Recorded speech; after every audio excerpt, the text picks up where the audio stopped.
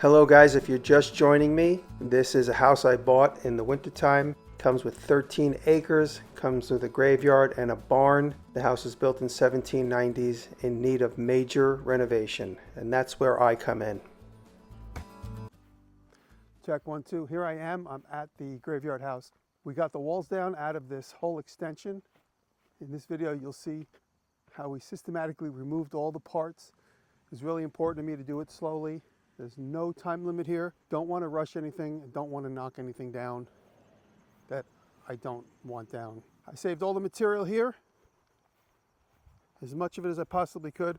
All the new wood was in the flooring and that whole floor space, which I found out was built in the 1990s. The room was never completed because the guy who was building it passed away. So it was never completed. It was also never built properly. There was some major problems, which is why it all had to come out. Next steps, you'll see foundation, gravel is going to be put here. It's going to be a stone stack foundation. We're going to dig a gravel trough to establish some sturdy ground and some drainage for the stone stack. And then you'll see the sill plates that we purchased. The sill plates are going to get installed. We'll start putting the walls back before the winter kicks in. Also in this episode, you'll see what Ken has done already. He's done a beautiful job at establishing the staircase, and this big foundation wall is going to lead right into this foundation wall. And by the next episode, the drain to the septic tank is going to be replaced. We're here now. There's no reason why I shouldn't replace this. It's got several connections on it. If you see in episode 1, there was a metal container here, which was really just dust and dirt by the time we were able to claw it out. And that's the connection there. And then the new connection is 10 feet down to on top of the new septic tank, which is right around here. So we'll expose and show where that gets connected for the next episode.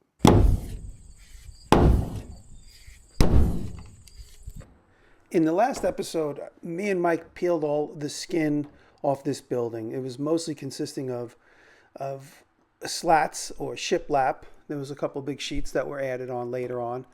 And what I'm doing now is I'm trying to lift up the roof line just enough so that I know all those uprights or all those vertical uprights are hanging in space, even by just a millimeter or a half of a quarter inch or whatever, just so I know that they're up in the air and that I know all the weight is on those 4x4s. I put 4 or 5 on each side of the building to pick it up, and ultimately I put 2 on the end with a big nice cross brace. And Mike is up in the loft peeling out all this wood. Most of this wood was just laid in place in antiquity, whenever that was, who knows how long ago, 100 years ago.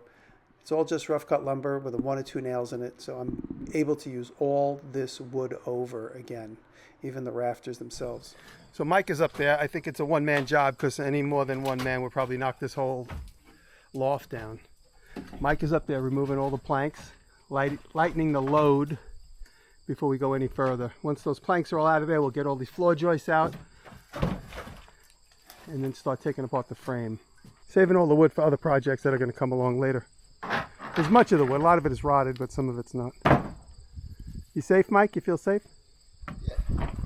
I mean, I wouldn't, I'm just going to hold on to this if I fall. I'll just hang until he gets the ladder. Let's hope those screws are good.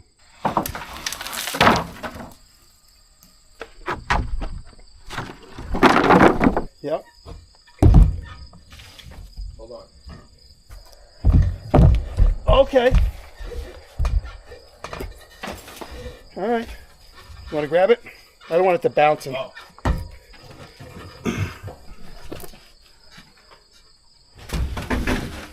That's heavy, right? That's not my imagination?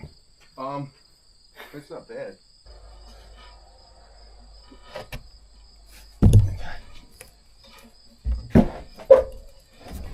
Go in one more if you can. That's it.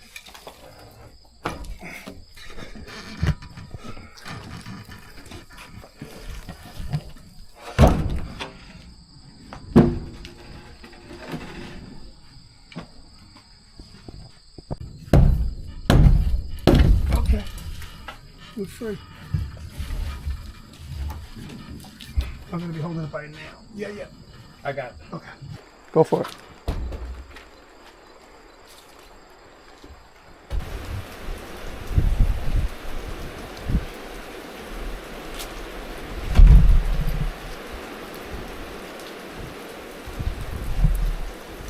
It's been raining so much here.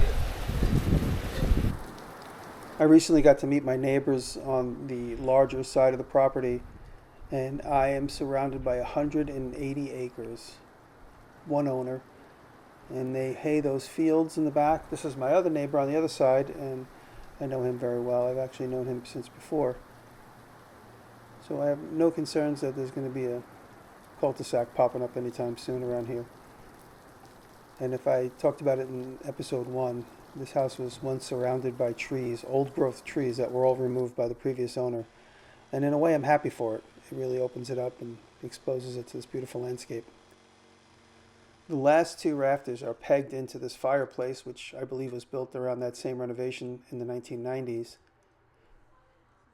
And I'm really happy. I'm going to vault this whole ceiling, by the way, if you haven't figured that out by now. So I'm saving the roof, and I'm going to put new walls under the roof, and this whole ceiling on either side of the fireplace will be vaulted. And the fireplace is pretty ugly at the way it stands. I'm going to skin it with stone, find some sort of fake stone or even real stone, but slices to give it a nice, beautiful facade. And all of these joists are beautiful old growth wood. Some of them, believe it or not, are maple. Some of them are oak. It's a variety of what was available. It's not one consistent species of wood. I recycled some of it. By the end, you'll see I recycled a 8 by 9 inch beam for a 5-foot section of the sill plate over at the house. When they put in this fireplace, they had to cut it right through the middle of this post and beam construction. Right through the center, one of the most strongest beams was cut. And he had a cable holding the left and right sides of the house together. When you see us taking the walls down, you might see that cable. The cable goes right through this fireplace construction from one side of the building to the other. It was really done haphazardly. And the fact that it didn't collapse sooner under the weight of snow up here is pretty amazing. And so now we're just taking out the beams. They are all pegged top and bottom on the bottom plate and the top plate, old traditional post and beam style. So I'm cutting off the tab, and then we just pull out the top. And some of them have some nails in them. But I'm systematically taking it apart a little bit at a time. I don't want to rush it, and like I said in the beginning, I don't want to take anything down that I don't want down intentionally. So we're going really slowly. And I'm making it a point to save any of these long, wide sills and plates and uprights that I can save. A lot of them are rotted. Those ones go right into the dumpster. And the rest of them I'll save. You'll see I have a collection of them now on the side of the property. I chain them and drag them away.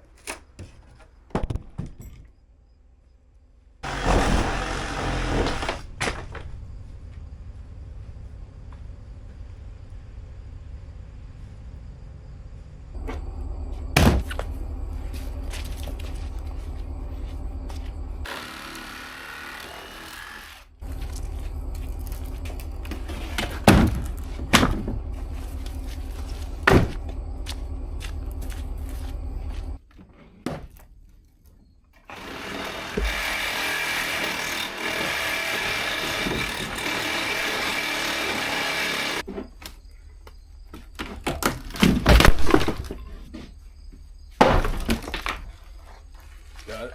There we go.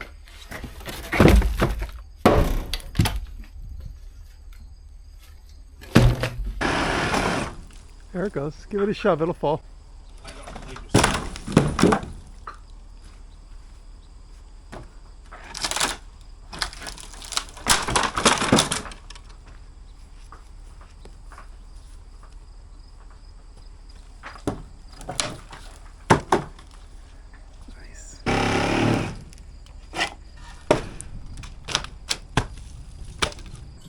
There you go.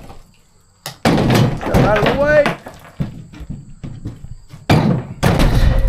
Buckle, Yeah, I don't even know if that thing's holding anything. All it's doing is pulling that 2x in.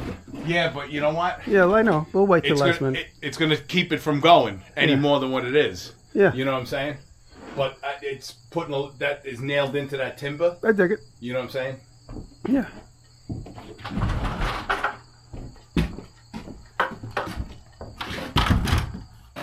I'm jumping in here to let you know this piece right here specifically, I saved this. This is a solid piece of maple.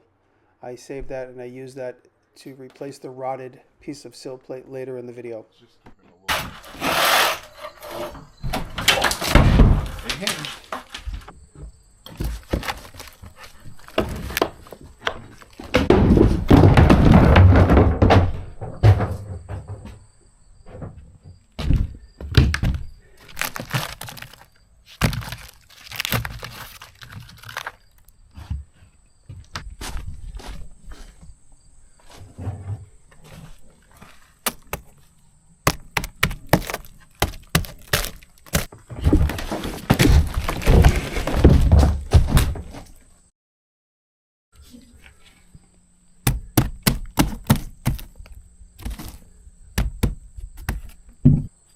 What you can see here is a whole post and beam structure built from the house back. It's got uprights halfway at each corner and then halfway at each corner. And you could see how deteriorated and rotted they were. Once I get this down to a clean slate, I could really see where it's going to go. I could see it already, but it'll help you see where it's going to go.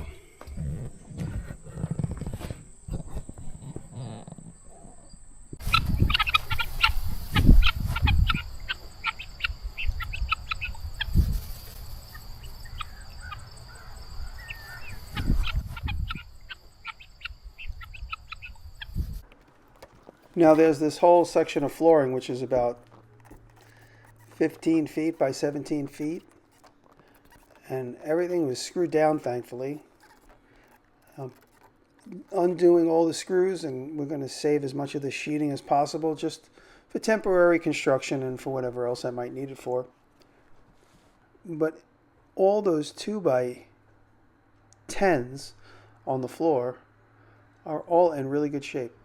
And that's what we use to make the temporary trusses to hold the house up ultimately. And we just cut them out close to the ticos and then pull them out. And this ground yields a lot of great old homeowner stuff. In fact, Rob found a beautiful axe head. I'll insert a picture of it right here. Colonial style axe head while metal detecting in there. By the way, this hand hewn beam is 17 feet long, handmade, and it was the sill plate for the part of this post and beam structure that comes right off of the house. And I decided I wanted to save as much of it as possible. It's got a little bit of rot in it, but we pull all the nails out and take off all the scrap wood. This was face up in another life, and these pockets held floor joists in another life, which is crazy. This thing has been here for 130 years or so, and before that it was something else. Yeah, Josiah didn't want to cut another one down, so he repurposed this one. We were just saying this would have been probably a 2-week effort, cutting it down, debarking it, Delimited, getting the limbs off, adds, and then with a couple chisels and adds ending it, you know what I mean? Just yep, cleaning that off. Squaring it. Crazy. If you think about it, back then they had nothing else to do, so that's what you did for fun. Make The only beams. thing you had to do was go to church on Sunday. And make beams. Yeah. Back then you didn't measure twice and cut once, though. You measured like 68 times. Because God forbid. Could you imagine your father? Imagine giving your father giving you a measurement, and you after that, and then you cut it short. The store-bought 2x4 short. He would take the piece that I cut short and throw it at me. Could you imagine this? Oh my God. I'm gonna cut this here now. There it goes.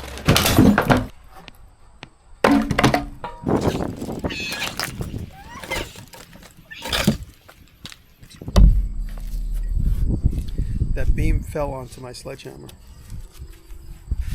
My favorite sledgehammer.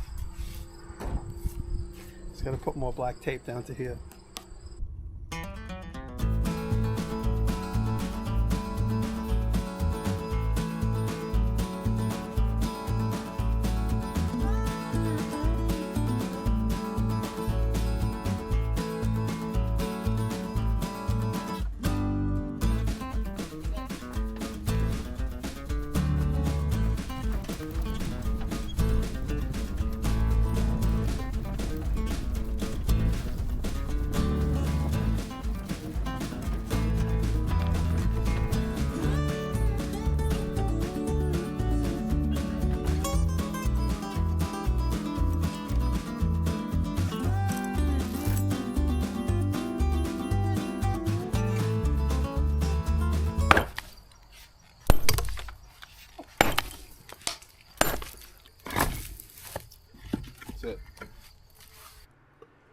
dismantling this end of the house I felt was really important to be extremely careful because there's nothing from here forward, and if we knocked out any of those uprights that are holding the house right there on Mike's left shoulder, we would have a problem.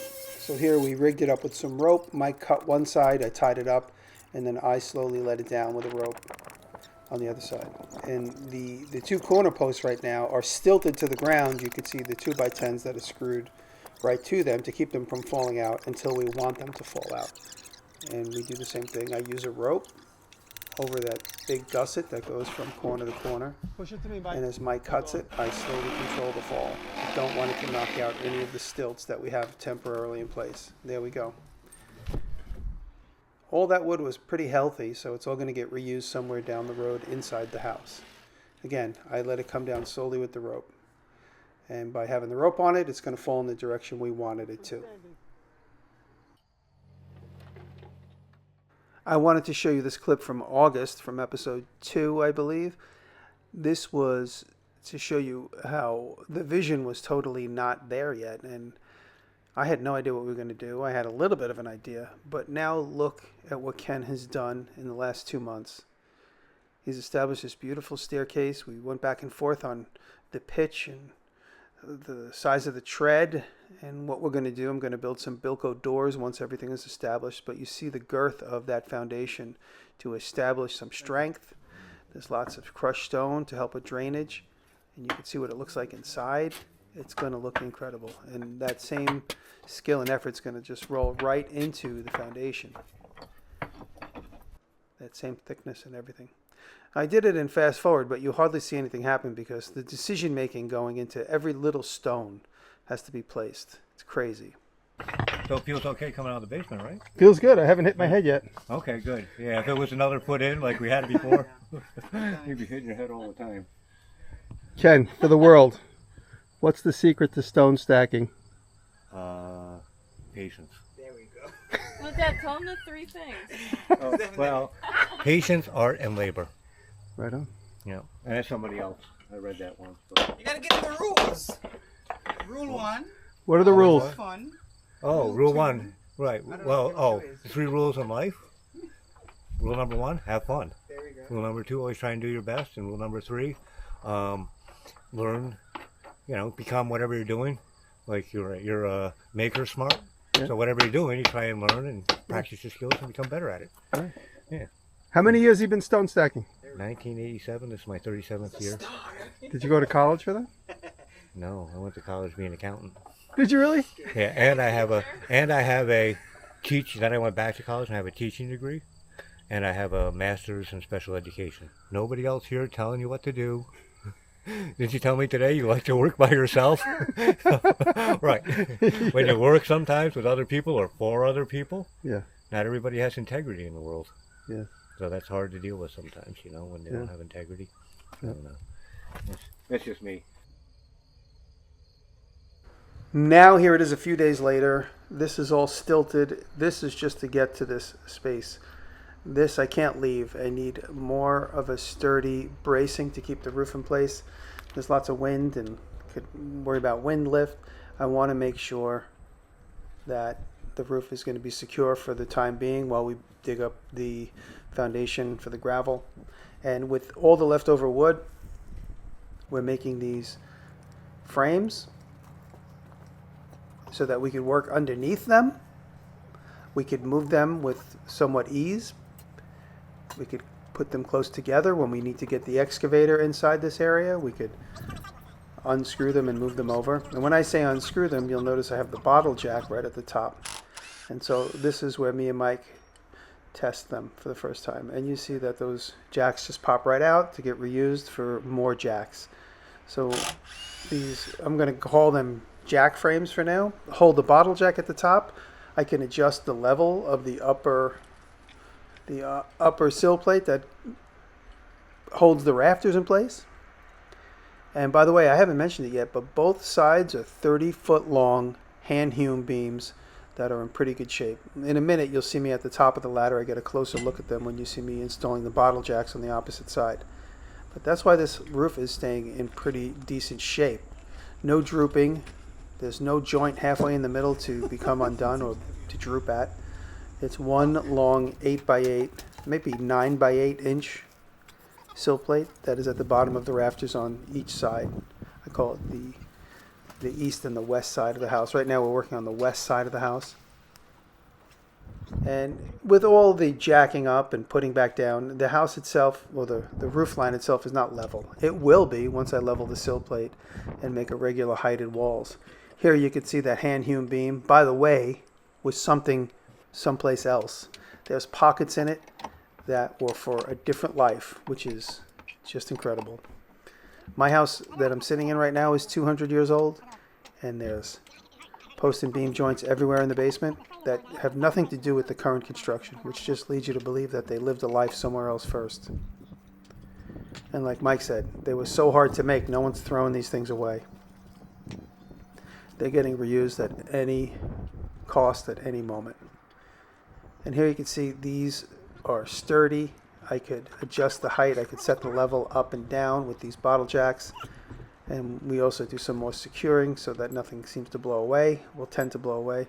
I put a little bit of a, ultimately, not by the end of this video, but in reality, I put a 2x4 that's screwed to the hand-hewn beam and then to the side of the jack truss there, sort of as like a hurricane strap.